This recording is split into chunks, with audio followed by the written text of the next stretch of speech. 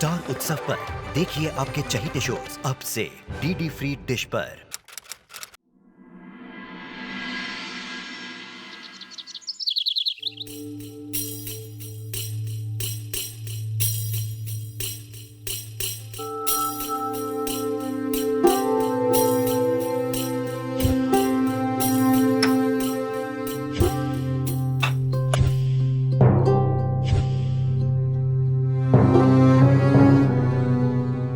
बड़ा मला माफ कर, मैं तेरे को इस दुनिया में नहीं आने दूंगी।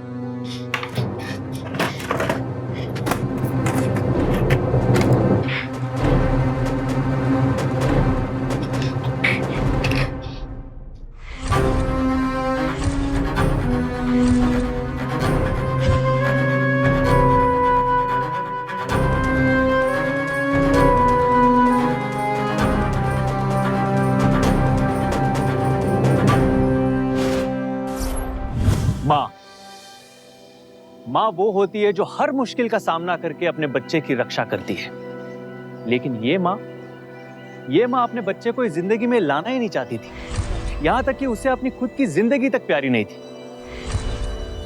नमस्कार, मैं श्रेयस सरपदे सावधान महाराष्ट्र फाइट बैक नाउ में आप सभी का स्वागत करता हूं। महाराष्ट्र भूमि है अपने मान सम्मान, अपने हक के लिए लड़ने वालों की, शिव छत्रपति जैसे महान वीरों की।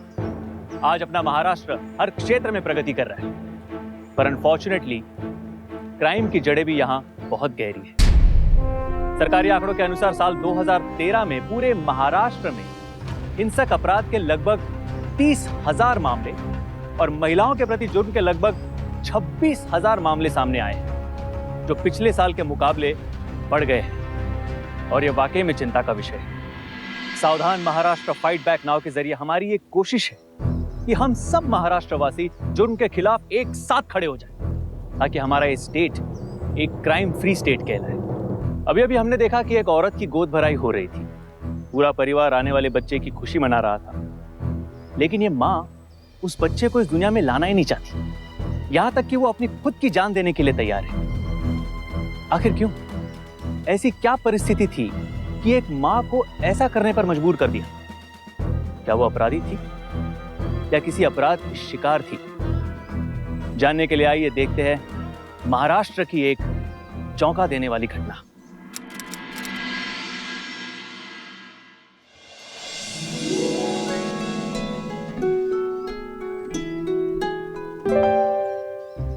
ए शांति, आज ना तुझे छोड़ूंगी नहीं मैं। पहले पकड़ के तो दिखा। अच्छा, रुक, तुम भाग कहाँ रही है? आएगा, अब बता। ना बोल, अब क्या हुआ? आई गए पोरीनो, कशाला मस्ती करताय? इतनी बड़ी होती जा रही है, अक्कल कब आएगी रे तुझे? योगिता सोड दिला। रुक जा, आने दे बाबा को, खूब शिकायत लगाऊंगी तेरी मैं। काय झालं? ले आ गए बाबा, अब लगा शिकायत। अच्छा रुक तो। बाबा मैं खाना लेके आती हूँ।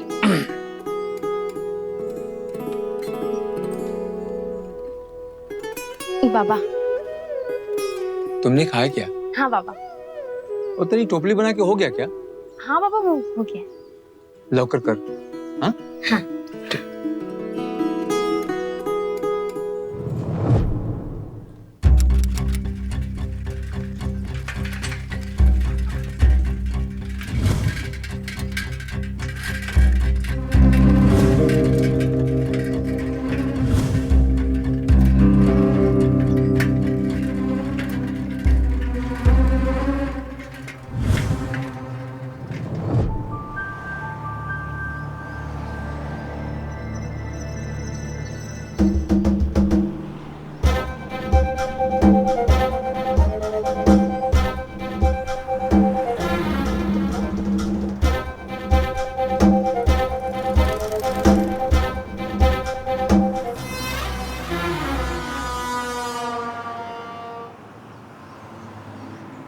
भाऊ भाऊ दिवस फिरले, सारे कामकाज ठप पड़ गए, घर में खाने के लाले पड़ गए हैं। जवान बेटी घर में ऐसे बैठी है, भाऊ मला काही समजत नाही की मी काय करू।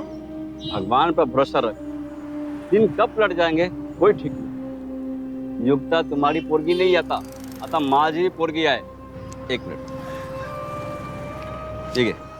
नहीं भाऊ, आपका पहले से ही बहुत उधार है। अरे भगवान ने दिया इसलिए दे रहा हूं। मगर एक दिन सब वसूल लूंगा।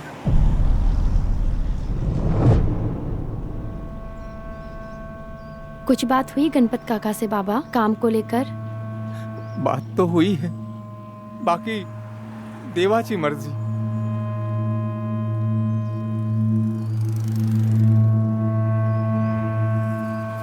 ये सेठ के वहां से कुछ खाने पीने का सामान लेके घर जा, मैं कुछ काम पड़ा के आता हूँ। जी बाबा।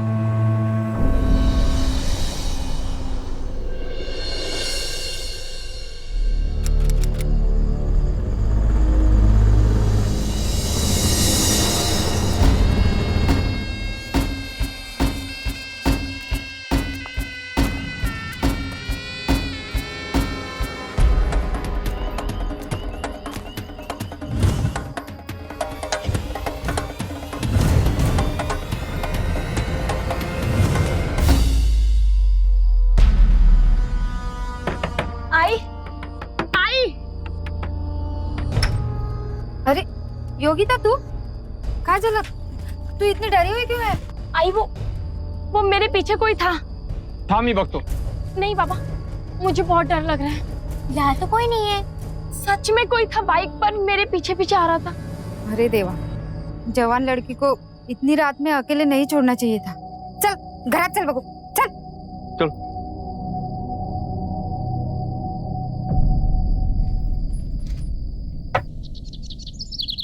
कल गणपत भाऊ ने खुद से 1000 रुपये दिले। देवच पावला म्हणायचा। खरं तर गणपत भाऊ आणि कांचन भाभी दोनों भी बहुत अच्छे हैं। सारे गांव पर उपकार करते रहते हैं। आई, अब हमारा अचार ना एकदम खाने लायक हो गया। मैं कंचन काकी को देकर आती हूँ। जा देवने। काका, अरे गणपत भाऊ, 100 वर्ष आयुष्य। अभी हम तुम्हारी ही बातें कर रहे थे। भाऊ मुझे बुला लिया होता। मैं अपना उधार लेने आया हूं।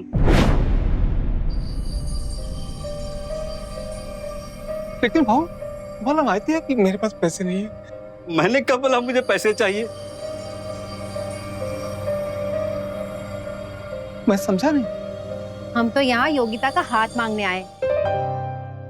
माझा भतीजा है ना माधव, उसको तुमची योगिता बहुत पसंद है। लेकिन उसने योगिता को देखा कहाँ?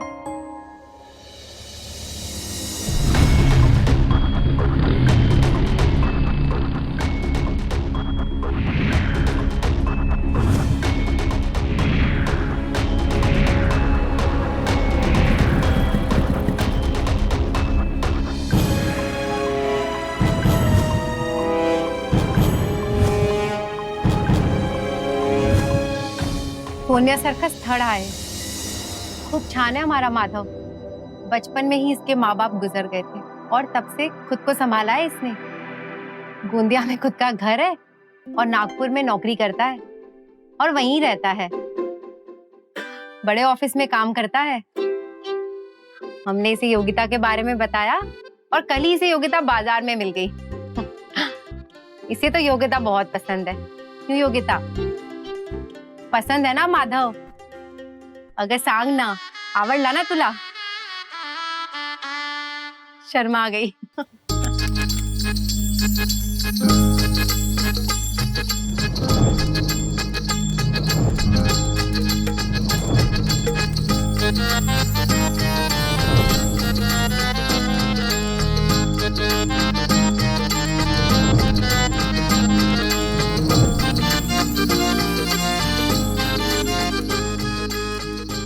लॉका कर बेटा, बस निकलणार।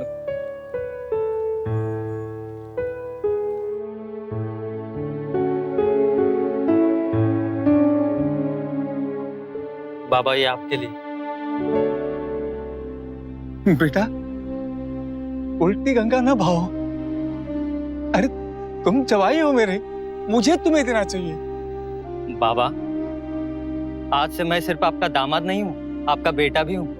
आप सबकी सारी जिम्मेदारियां आज से मेरी। खुश रहो।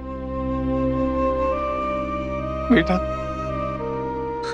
भगवान जाने पिछले जन्म में जरूर मैंने कुछ अच्छे कर्म किए होंगे कि तुम जैसा दामाद मिला है। सदा खुश।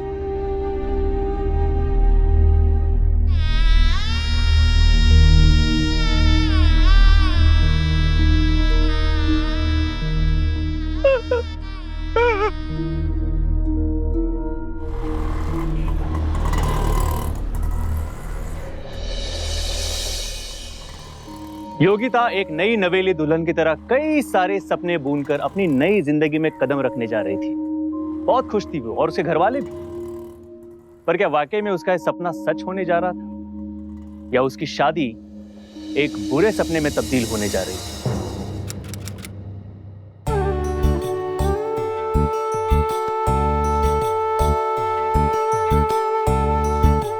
आज अगर आई होती ना तो अपनी बहू का अच्छे से गृह प्रवेश करा दे।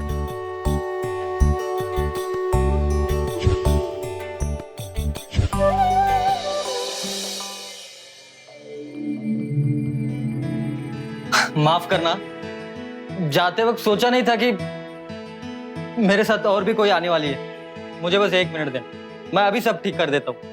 ओके?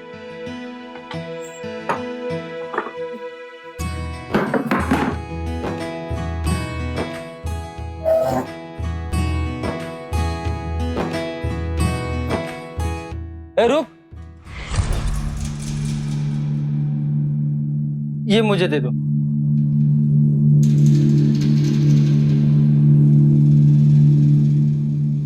आ जाओ, तुम बैठो। तू नवी नवरी आहेस ग माझी दुल्हन। तू आज काम नहीं करेगी?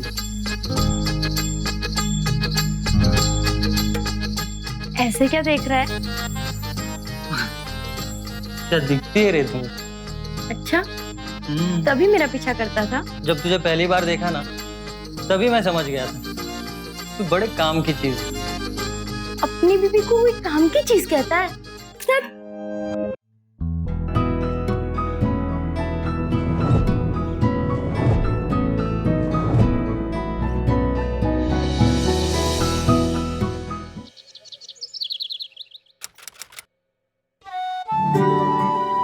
छोड़ना, खाना बनाने दे। अरे तुझे खाना बनवाने और काम करवाने के लिए थोड़ी ना लाया हूँ। अच्छा, तो फिर तू मुझे क्यों लाया है? देख, मैं तुझे यहाँ लाया हूँ ताकि तेरे आने से मेरे जिंदगी का सूनापन खत्म हो जाए। अरे बहुत अकेला रह चुका हूँ, अब मैं तुझे अकेला नहीं छोड़ूंगा जिंदगी को।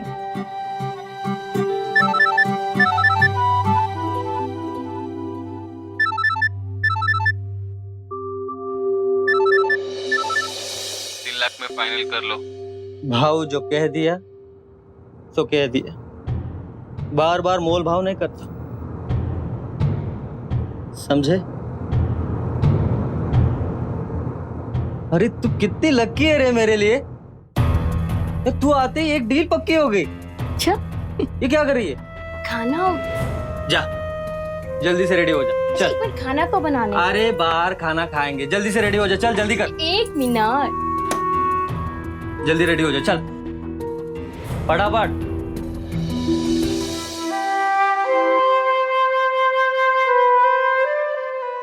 चला। अरे ये क्या कपड़े पहने तूने, गवारों जैसे? शहर में आ गई है तू, अभी ऐसे बाहर जाएगी? मेरे पास तो यही एक अच्छे कपड़े हैं। अरे मैं तो मजाक कर रहा था। ये देख, तेरे लिए मैं गिफ्ट लाया हूं। ये तेरे लिए। मेरे लिए? नहीं, पड़ोसी के लिए। चल पहन क्या।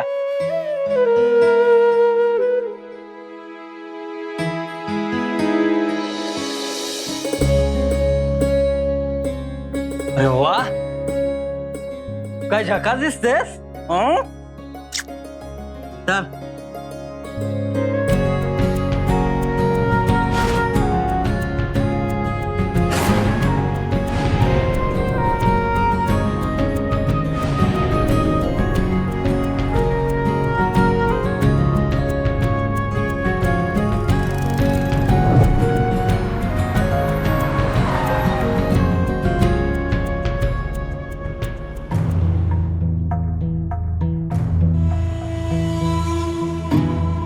तू इधर खा, मैं अभी आता हूँ। हाँ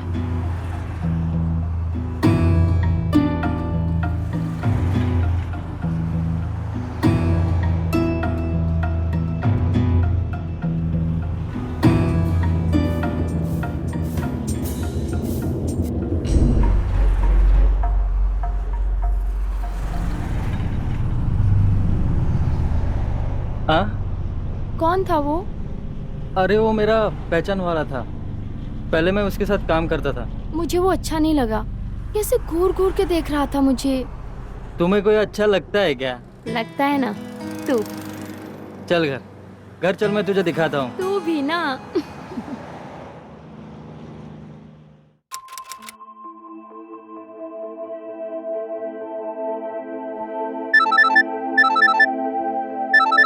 अरे बार बार कितनी बार फोन करेगा यार? देखना है, जा क्या करना है कर ले। चल मैं भी देखता हूँ, क्या कर ले कर। क्या हुआ? शहर जा, चल। अभी? हाँ इसी वक्त, अभी लेकिन क्या अभी? ये चल खाना- जल्दी रेडी हो जा, चल। खाना लेकिन बंद कर दे, चल एक- जल्दी से रेडी हो जा, चल।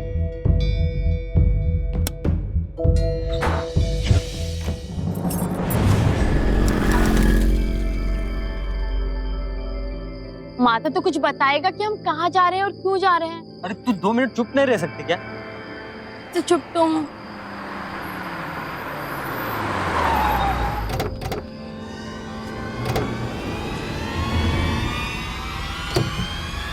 अरे खाना बनतो, खाना है, पकड़ है, बचन, पकड़ इसको।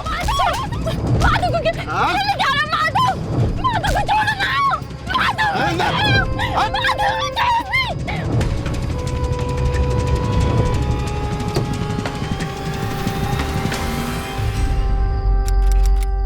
दरवाजा खोलो, दरवाजा खोलो।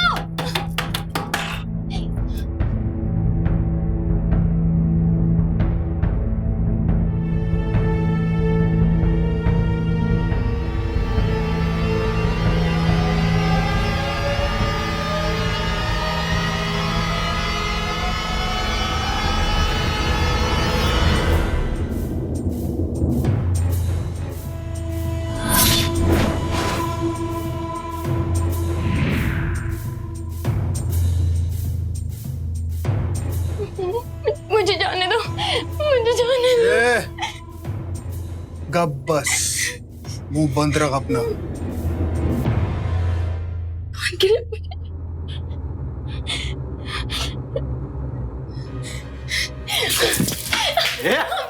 मुझे जाने दो, मुझे जाने दो। ये क्या कर रहे हो? नहीं, चुप। नहीं मुझे।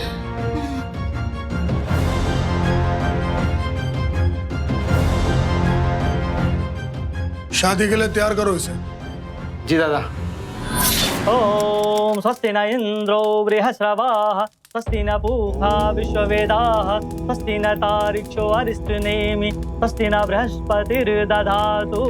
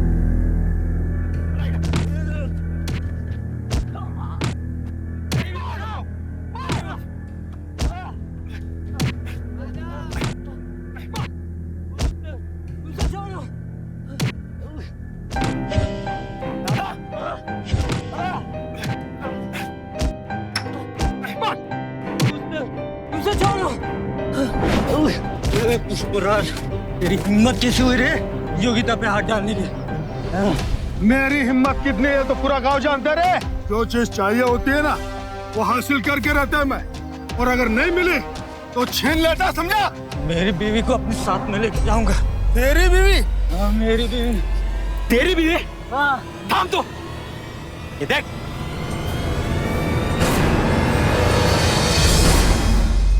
दादाजी भाई को है। पूरे गांव के सामने इनकी शादी हुई, तेरी भी बोलता है तू? तेरी भी क्या हो रहा है? बहुत प्यार उमड़ा रहा है। जाने दो मेरे को। माधव के पास जाने दो साहब। बस अब एक आवाज और निकाली तो मेरे आदमी तेरे माधव को मार देंगे। नाना साहब ऐसा मत करना साहब, मेरे माधव को कुछ मत करना। मैं कुछ नहीं बोलूंगी। तेरे नसीब का फैसला हो चुका है। पूरे गांव के सामने तेरी शादी हुई मेरे साथ। बहुत इज्जत है मेरा ये गांव में, और दूसरा बीवी आने के बाद मेरा इज्जत और बढ़ गया। कोई आके मेरा इज्जत पे हाथ डाले ये मैं होने नहीं देगा। अगर तूने यहाँ से भागने की कोशिश की या किसी को भी सच्चाई बताने की कोशिश की तो तेरे माधव को मार दूंगा, और उसके साथ साथ तेरे घर वालों का जीना भी हराम कर दूंगा मैं। छोटी बहन है ना तेरे को, धंधे पे बिठा दूंगा उसको। नहीं ऐसा कुछ मत करना। मैं वो सब करेंगे जो बोलोगे साहब, मैं वो सब करूंगी। मैं किसी को कुछ नहीं बताऊंगी। मेरे माधव को, मेरे घर वालों को कुछ मत करना।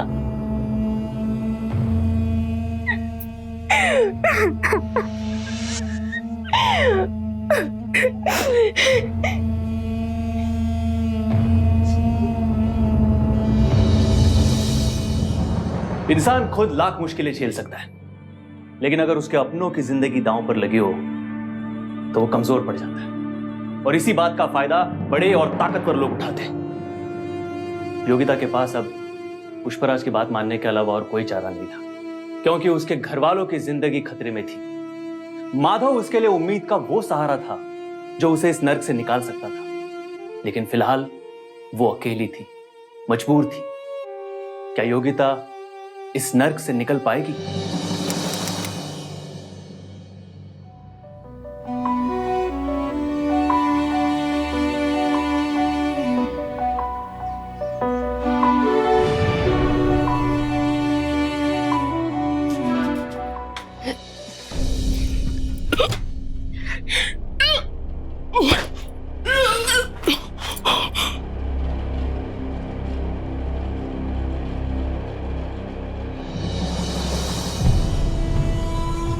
ये खबर सुना के तूने मेरा दिल खुश कर दिया।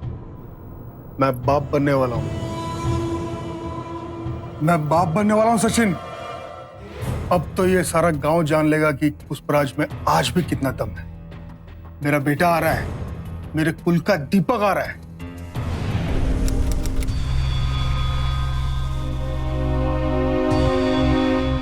ले भारी भाऊ, आपने तो कमाल कर दिया। अरे सब किस्मत की बात है। इस उम्र में शादी करके पूरे गांव को दिखाया कि इसके अंदर कितना दम है। अपने पहले पत्नी के मरने के बाद शायद मैं दूसरी शादी नहीं करता। बस मेरी एक ही इच्छा थी कि मेरे मरने के बाद, मेरे जाने के बाद मेरा नाम जिंदा रहे। अब मेरा बेटा आ रहा है ना, अब मुझे कोई चिंता नहीं।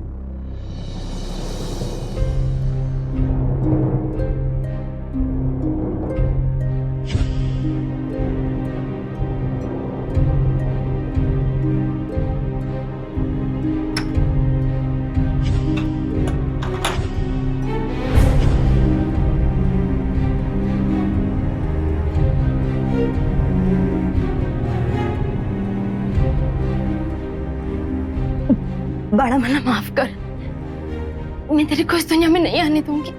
भले ही मुझे उसके लिए जान देनी पड़े। खोलो दरवाजा। दादा आला।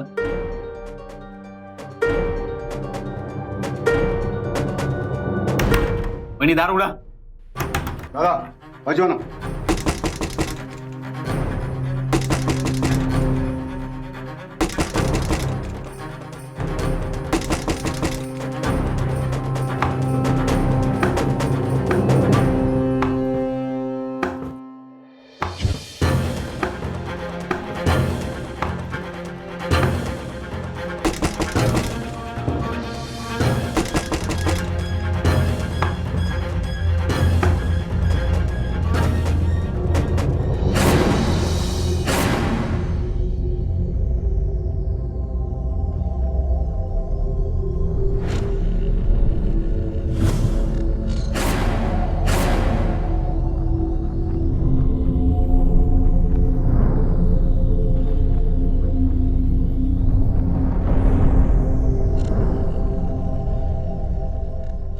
डॉक्टर को बुला।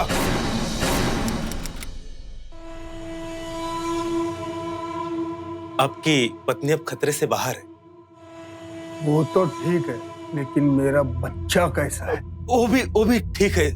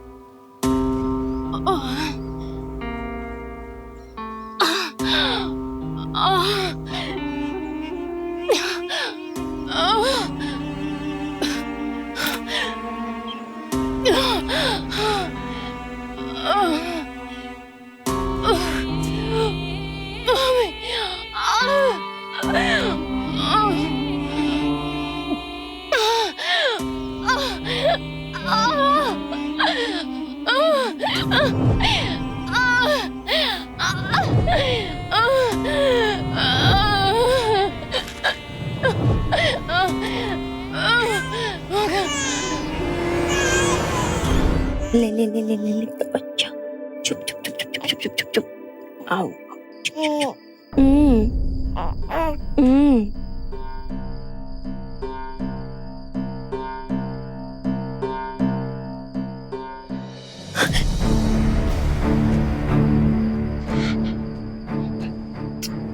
तू कैसे आया यहाँ? कैसा है रे तू? तुझे पता है उस बुड्ढे ने मेरे साथ क्या क्या किया? बुड्ढे को तो मैं देख लूंगा, तू भी इस बच्चे को रख और चल जल्दी। जा यहाँ से, जा, माँ तो कोई आ जाए। तू भी मेरे साथ चल। नहीं माँ तो भी कोई आ रहा है, जा लौकर माँ तो कोई आ रहा है, जा भी। मैं जा रहा हूँ, लेकिन सुन, कल रात गांव के कुएं के पास मैं तुम्हारा इंतजार करूंगा। तुम किसी भी तरीके से आ जाना, अकेले, समझी? चल मैं चलता हूँ।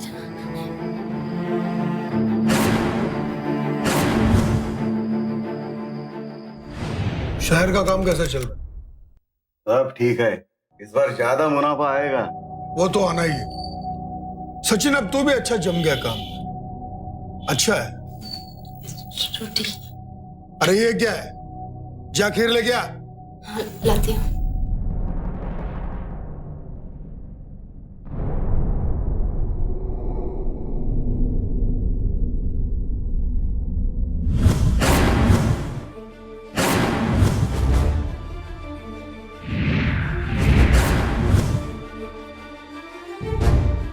अरे लवकर ला।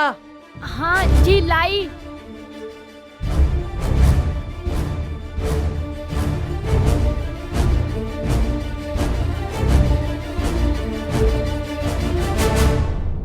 किस?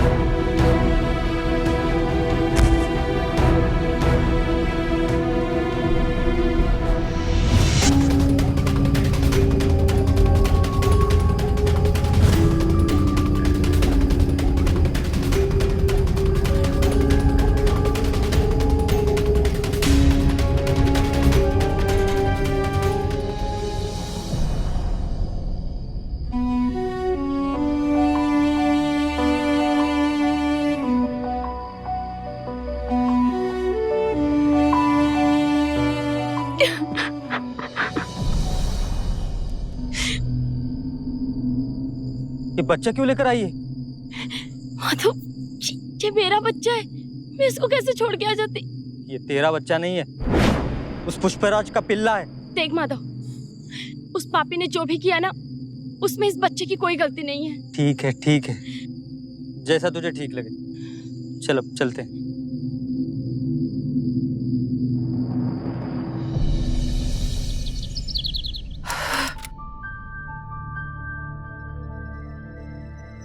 माधव, हम इस नए घर में क्यों आए हैं? मैं तुम्हें उस पुराने घर में नहीं रखना चाहता। उस पुष्पराज के आदमी कभी भी वहां पर आ सकते हैं। शाम तक हम चले जाएंगे, तू चल मेरे साथ। अभी कहाँ? चल के इस बच्चे के लिए और तेरे लिए थोड़ा सा सामान खरीदते हैं। चल।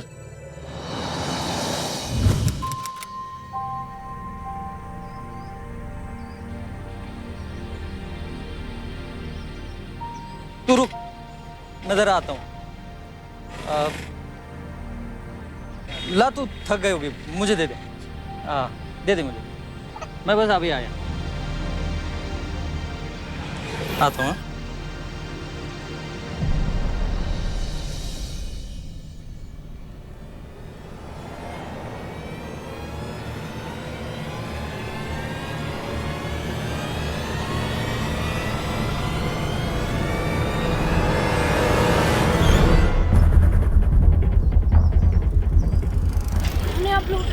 चल मैं कहीं नहीं जाऊंगा। चल यहाँ से। तेरे पति से मैंने पूरे 3 लाख रुपए ले, समझी?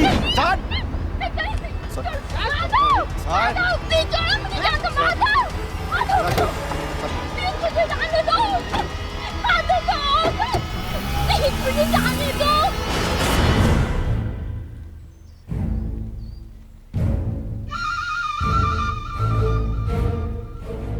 तेरे से भी अच्छे पैसे मिल जाएंगे।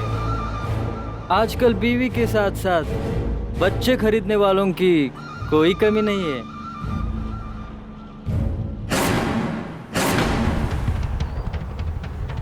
माधव,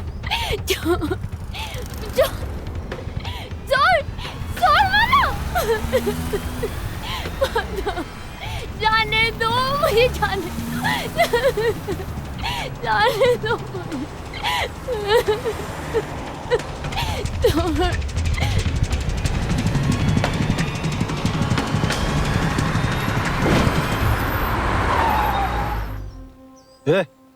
गाड़ी क्यों रोकी? आओ, सामने पुलिस है।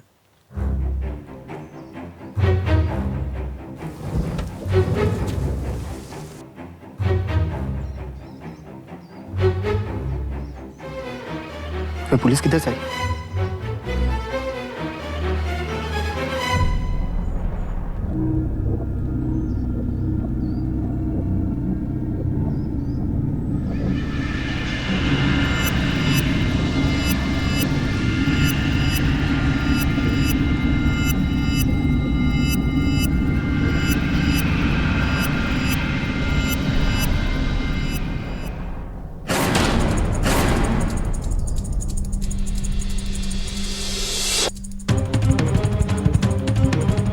आओ, संभल के, सामने पुलिस है।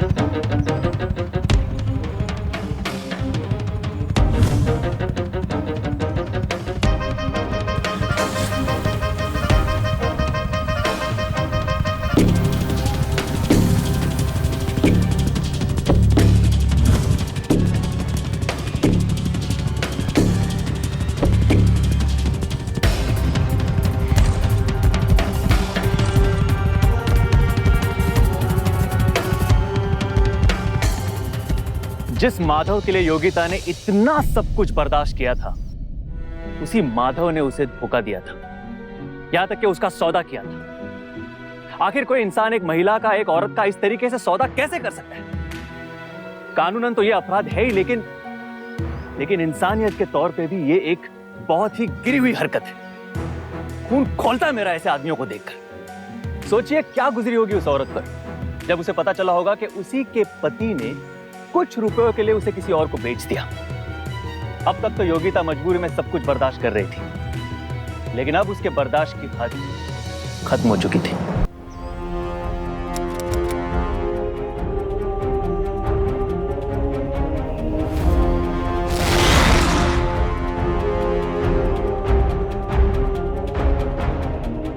हम तो यहाँ योगिता का हाथ मांगने आए। पसंद है ना माधव?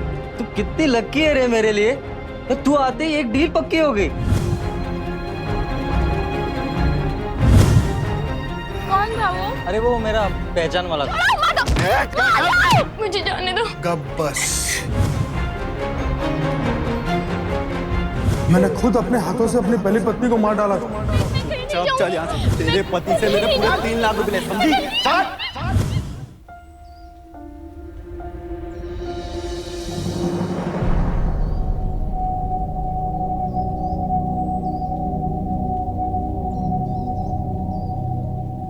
देखा, नहीं मिला ना? कहां कहां ढूंढेगी उसे? अरे उसका तो धंधा ही ये है। ऐसे लोग इतने आसानी से नहीं मिलते, उसे हम ढूंढ निकालेंगे। चलिए, आपको हम आपका घर छोड़ेंगे। नहीं इंस्पेक्टर, मैं अपने बच्चे को लिए बिना कैसे जाऊंगी? मैं उसे ढूंढूंगी हर जगह।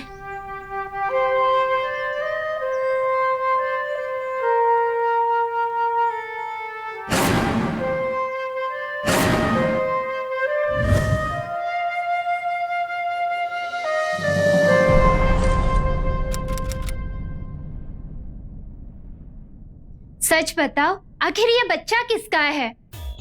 अगर तुला मी सांगितले ना, मेरे रिश्तेदार का है बोला तो यहाँ क्या कर रहा है? अरे मियाँ बीवी के झगड़े में बीवी उठ के मायके चल गई। अब बाप अकेला बेचारा क्या करेगा, तो लेकर आया तुम्हारे पास। 2-3 दिन में चला जाएगा। और कल उठ के हमारे भी तो बच्चे होंगे, तो अभी से ट्रेनिंग ले ले।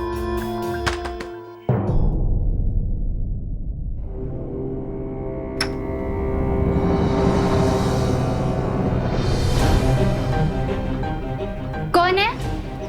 कोई नहीं है। क्या कर रही है यहाँ पर? चल। तू कहाँ गायब हो गई थी?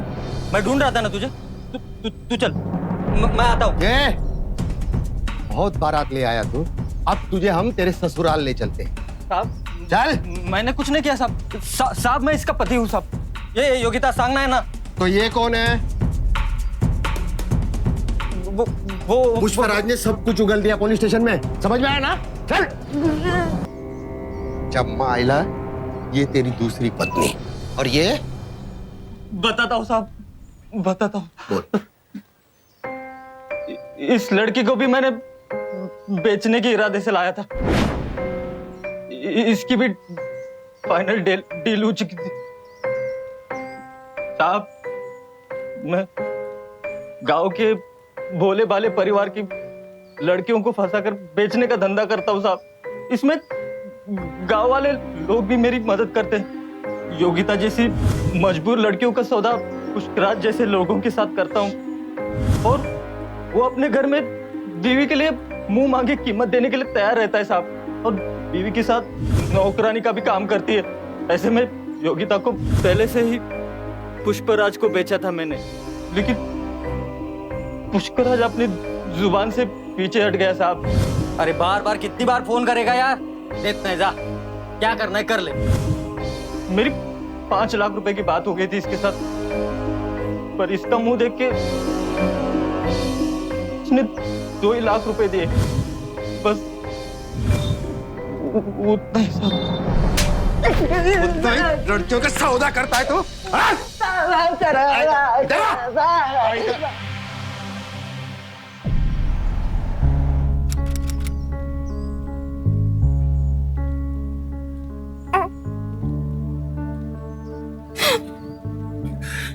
ताई, जो होना था वो हो गया। अच्छा क्या कि उस पापी को तूने पुलिस के हवाले कर दिया, वरना पता नहीं वो बदमाश कितनी सारी लड़कियों की जिंदगी खराब करता।